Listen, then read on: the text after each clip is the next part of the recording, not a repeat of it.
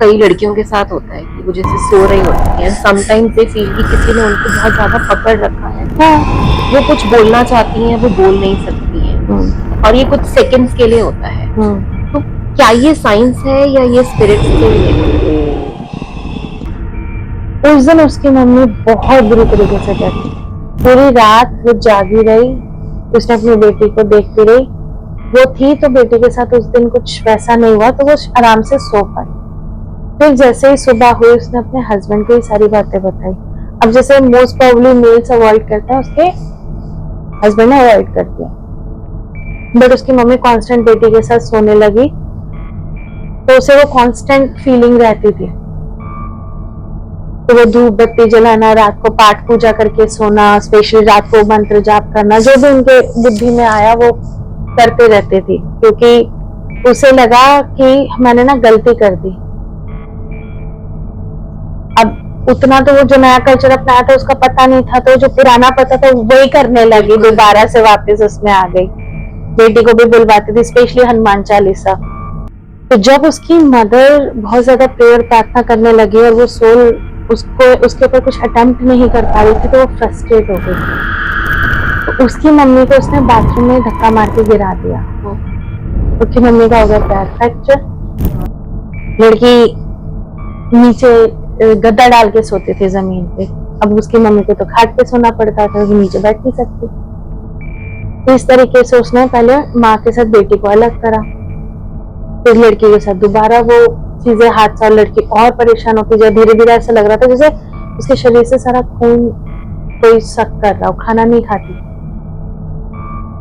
और अगर खाना खाती थी तो उसको रात को भूख लगती थी, 12:30, 1 ऐसे टाइम पे खाना मांगती थी। तो उसमें से जब वो स्पिरिट हम निकाल रहे थे, जब एग्जॉर्सिज्म हो रहा था, उस टाइम पे जो उस लड़की की पीड़ा थी और उस सोल को अलग करने का जेस्चर था ना, वो बहुत पीड़ादायक था, लड़की के लिए भी और उसके फैमिली वालों के लिए भी, क्योंकि वो उसको छोड़ना नहीं चाह रही। जब मैंने पूछा कि तू इसी को क्यों चुनता, तो उसने बोला कि मेरे औरत ने मेरे को धोखा दिया, तो कम उम्र से कोई काबू में रखूंगा तो वो काबू में रहे। अच्छा, इतना सोचते हैं। हाँ, मैंने बोला तू तो मर चुका है, इसको काबू में करके क्या करेगा। यार मर चुका तो क्या हुआ, मेरी इच्छाएं तो थी, मेरी घरवाली मुझे हाथ नहीं लगाती। डिजायर्स लेके मरना और उस डिजायर्स को फुलफिल करने के लिए कई बारी ये ह्यूमंस का ये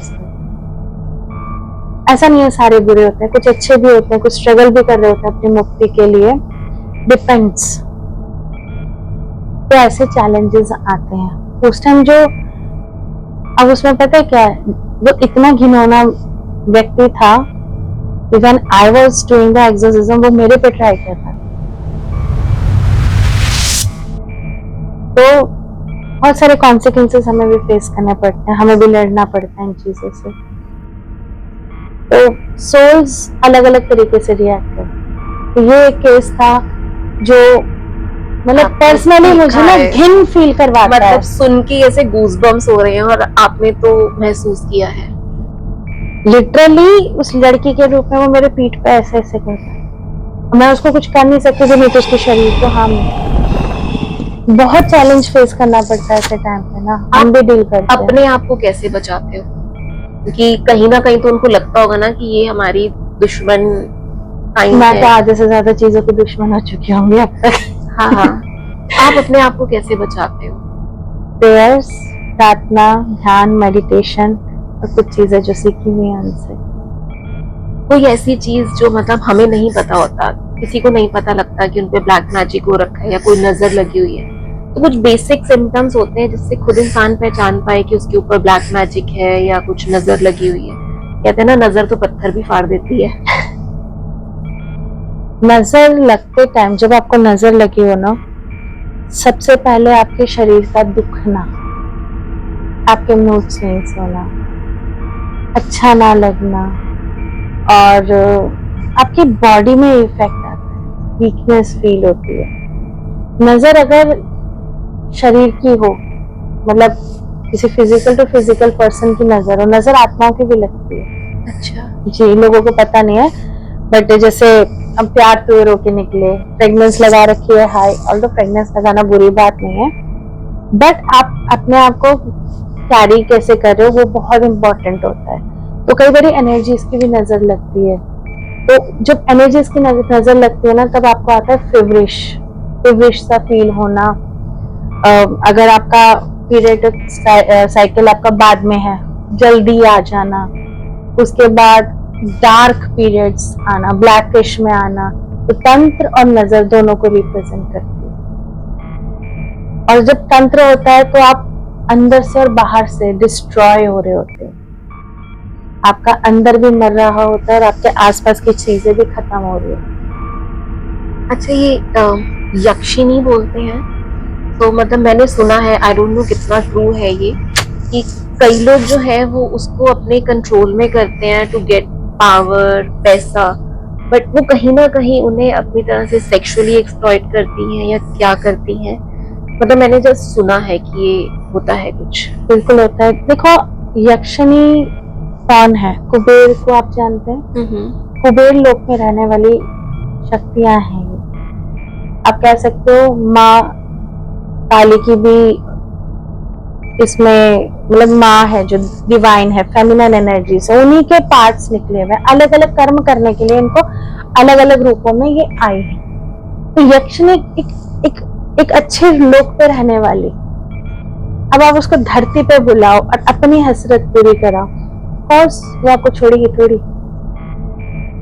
तो ये जो बड़े बड़े लोग हैं, आई शुड नॉट नेम, ना मुझे इतना पता है, वो क्या ये सब कुछ करते हैं? बहुत लोग करते हैं, बहुत लोग करते हैं, बहुत लोग। आपको क्या लगता है सडनली इंसान अर्श पे था, सॉरी फर्श पे था, अब अर्श पे आ गया, तो कैसे आया होगा? और कई बार होता है ये जिन भी होते हैं। बिल्कुल, जिन अच्छे बुरे दोनों होते हैं। तो जिन उनको सब कुछ दे देते हैं, लेकिन कहीं ना कहीं उन्हें अपने जो ह्यूमंस हैं उनको अपने कंट्रोल में रखना चाहते हैं। मैं आपको ना एक बहुत बढ़िया बात बताती हूँ, बेसिकली कहानी के फॉर्म में बताती हूँ। जब ईश्वर ने ये धरती बनाई थी ना, तो ईश्वर को ना इस धरती से बहुत प्रेम था, और ईश्वर का मन था कि धरती पे ना शक्तियां नहीं, इनोसेंट लोग रहेंगे, लाइक अ बेबी। ठीक है, तो भगवान ने इंसान बनाए बिना शक्ति के, क्योंकि देव और राक्षस दोनों ताकतवर है। उसके बाद भगवान ने उनके लिए नेचर का निर्माण करा, उनके खाने का निर्माण करा, धीरे धीरे उनको अपग्रेड करने की बुद्धि दी। एक दिन देव और राक्षसों में छिड़ी लड़ाई कि धरती पे हम राज करेंगे। तब भगवान का क्रोध बरसा कि धरती पे कोई राज नहीं करेगा, तुम्हारी जगह जहां जहां है तुम वहां जाओ। कारण? तब सबने कारण पूछा, प्रभु कारण?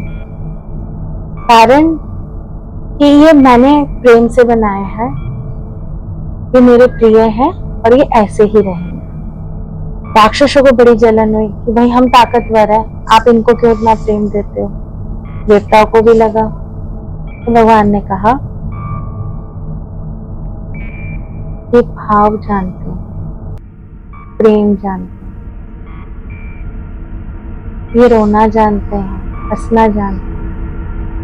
मैंने इन्हें बनाया है ताकि ये उत्पत्ति करे।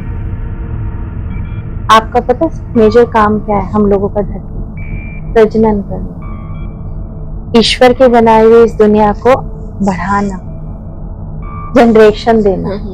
Got it?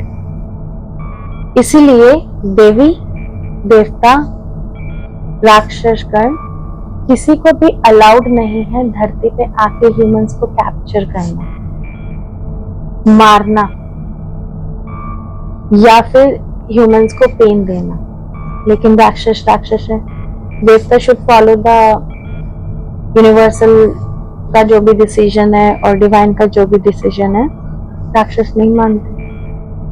अब over the period of time देखो हर चीज अपग्रेड होती है ना, वो लालच जरूर लाती है। जब कलयुग खत्म सॉरी जब द्वापर युग खत्म हुआ और कलयुग चालू हुआ, तो यहाँ पर कई चीजों ने एंटर करा।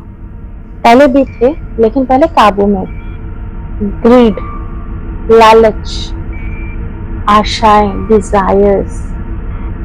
अब राक्षसों ने इनको अपना हथियार बनाया। तेरे को ये चाहिए तो तेरे से मैं ये लूंगा।